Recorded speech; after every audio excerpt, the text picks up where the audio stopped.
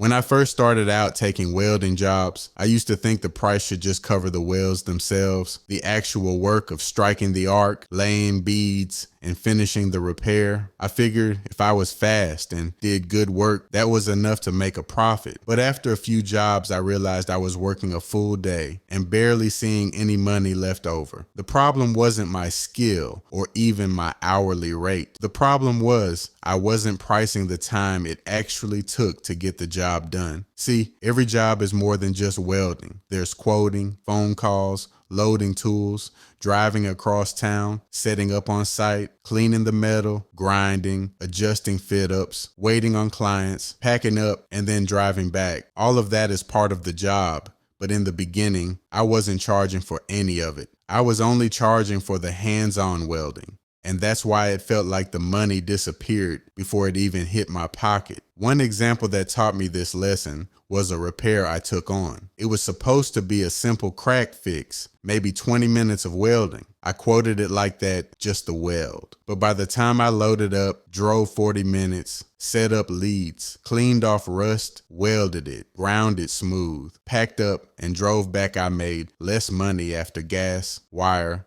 and time. That's when it hit me. I wasn't charging for the job. I was charging for a fraction of it. Over time, I started paying attention to where the hours really go. A 2-hour repair is rarely 2 hours of my day. By the time I factor in travel and setup, it's more like 4 or 5. Once I started building that into my pricing, I stopped running myself into the ground. Clients might see the welds as the main event, but I've learned to see the entire process as part of the value. Without prep and setup, the weld doesn't even happen. Another mistake I made early on was not counting downtime. I'd book jobs back to back on paper, but in real life, one client would delay. Or I'd sit waiting on parts, or weather would stop me from working outside. That lost time isn't free. It's still part of running the business. Learning to price jobs with enough margin to cover those gaps has been the difference between staying afloat and unstable. And it's not just about money, it's about respect for your time. When you don't value all the hours a job takes, clients won't either. They'll think you can come out for cheap and knock something out because that's what you taught them. Once I started explaining my pricing more clearly, people understood. I'd say, this isn't just the weld, it's the prep, the travel, and making sure it's done safely. Being transparent turned out to be better for both sides. Your business survives on the margins most people don't see. Anyone can calculate a few hours of weld time, but if you don't calculate the hidden hours,